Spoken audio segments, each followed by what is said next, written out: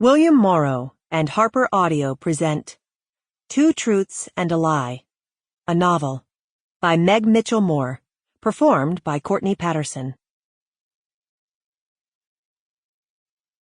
Prologue. That was the summer we all drank tequila by the gallon. Not really, of course. If that had been true, we all would have ended up dead, instead of only one person. Although there was no alcohol involved. It was your garden variety car accident. The Acura crushed against the pole on that deserted stretch of Hale Street. The driver dead on impact. Garden variety. It happened all the time. Except that it wasn't. And it didn't.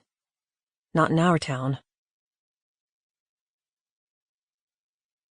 June. 1. The Squad.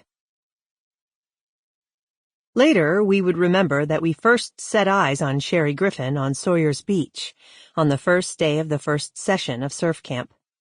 From the beginning, we weren't sure she fit in.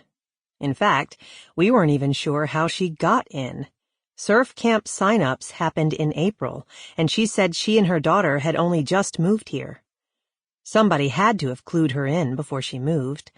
Or a child had dropped out, leaving a space open, and this newcomer had snapped it up. Perhaps she was savvier than she looked. We remembered that she asked about the best place to get a haircut for her daughter, whose hair was curly. "Rebecca would know," Tammy said. "She has a wave in her hair." She indicated the woman standing at the shoreline. "Rebecca knows everything about the town," Esther added slyly and purposefully. "And she's a planner." "Oh, yes," Monica added. "She's very organized." It was true. Rebecca decided when we would take our annual trip to Nantucket, where and when we would eat when we got there, and most important, who would go. It was Rebecca who coordinated the carefully curated shots of us in our white jeans. It was Rebecca who tastefully filtered the photos and posted them on Instagram and Facebook, tagging each of us so that for any outsiders perusing their feeds, there would be no doubt about who was there. And, of course, who wasn't. Well, that was the old Rebecca. There were 12 of us, an even dozen.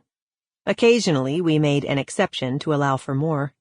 For example, for Brandy's 40th, 3 years ago, we included 2 of her book club friends on the weekend trip to Chicago, bringing the total number to 14. 14, we all agreed later, was too many. There was the thing with the spiked seltzers, to cite an example. One of the interlopers drank 5 White Claws without offering to replenish when we Ubered to the liquor store. The other got very drunk during Brandy's birthday dinner out at Twain, and was later sick at the Airbnb we had rented in Lincoln Park. We all agreed this made everybody uncomfortable and was not to be repeated. After, some of us remembered the pertinent facts we'd learned about Sherri that first day at the beach.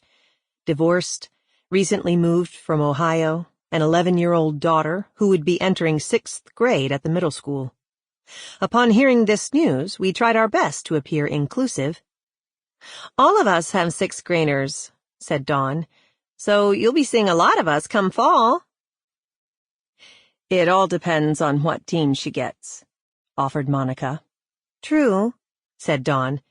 "Teams?" said Sherri. "Like sports teams?" She was sitting on a striped beach towel. We remembered that she seemed woefully unprepared, having brought only a small mesh beach bag. The rest of us had our Tommy Bahama beach chairs slung low in the sand, hydro flasks in the cup holders.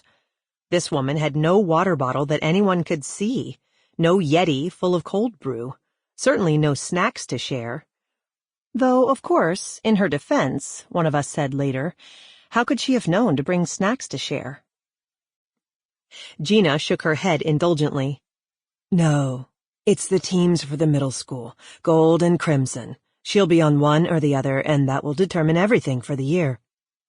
"Everything," confirmed Monica. We could see that we were making the newcomer nervous, and many of us were okay with that. We were all relieved when one of our favorite surf instructors, Parker, approached the group. "Who drives a white Acura?" asked Sample complete. Ready to continue?